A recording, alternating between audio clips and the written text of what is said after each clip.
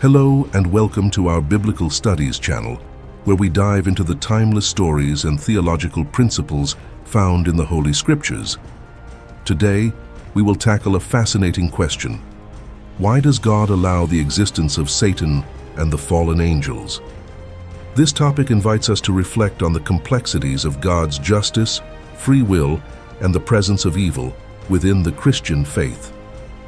As we embark on this discussion, we would like to ask you to subscribe to the channel, leave your like, and share the video with friends and family.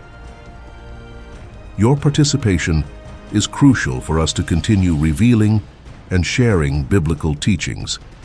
Consider the example of a robot created with remarkable skills and good intentions, which suddenly commits a terrible act. How can something so well made go so wrong? This is the puzzle we face. How can a perfectly created angel choose the wrong path? The common explanation among scholars is that despite his originally pure nature, Satan possessed free will, the ability to make his own choices, including the decision to rebel. This demonstrates the fundamental freedom granted to all conscious entities, and not a flaw in their creation.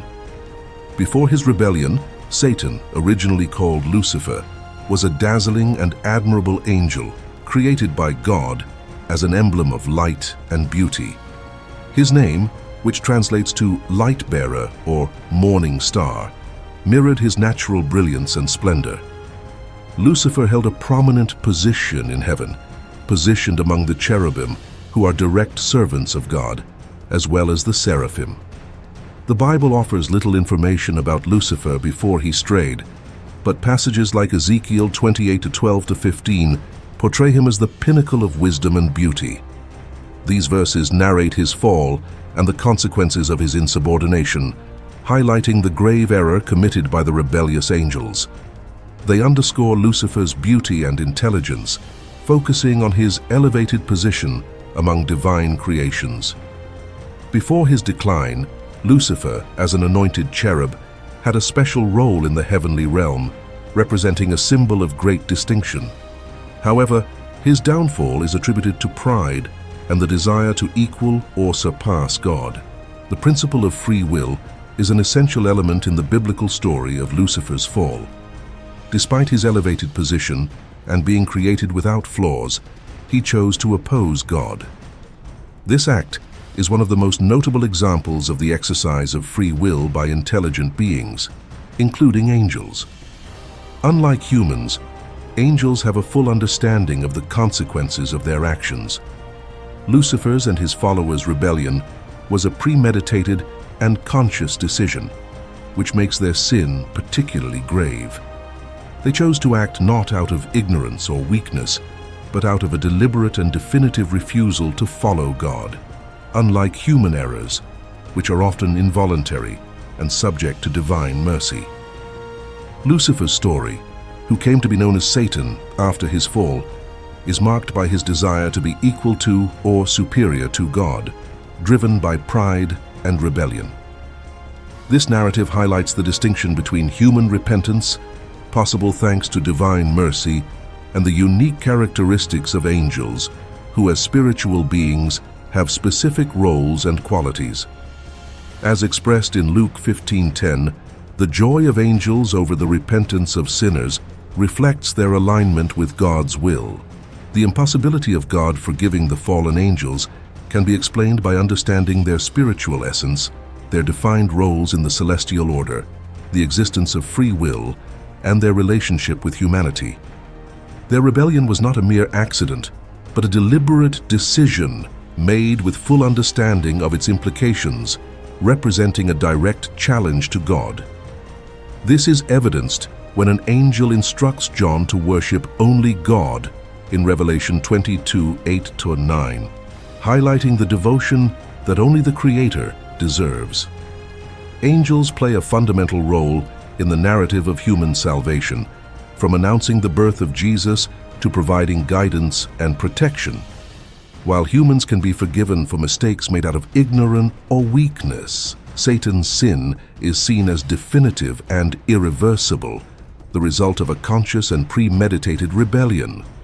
Like humans, fallen angels have the freedom to make choices and decisions, which is crucial to understanding both their actions and their consequences.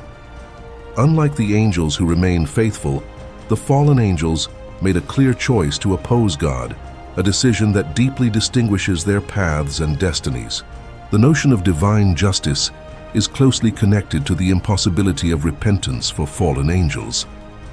God evaluates each being according to their understanding and consciousness, taking into account the definitive and irrevocable choice of these angels.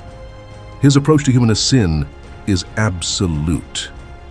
A crucial factor in human redemption is God's incarnation as Jesus to rescue humanity.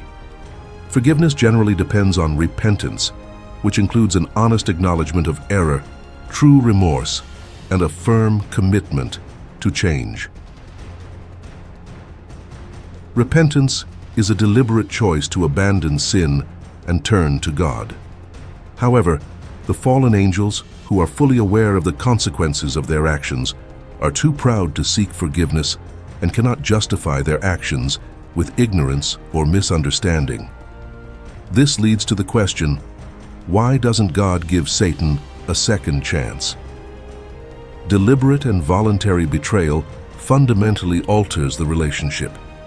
In this case, a second chance is not justified, especially when the choice was made consciously by someone fully informed of its implications.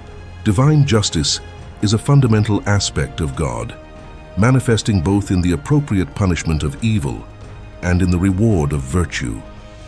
The fate of the fallen angels, as depicted in the Bible, where they will face eternal suffering, illustrates God's definitive judgment, with Satan and his followers receiving continuous condemnation.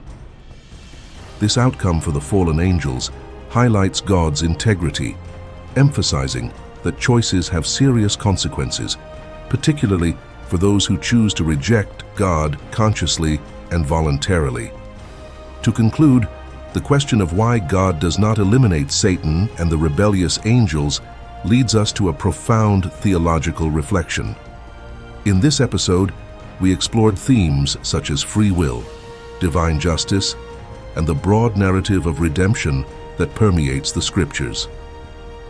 We invite you to continue this journey with us by subscribing to the channel, liking and leaving your comments, and sharing this video with your community, family, and friends.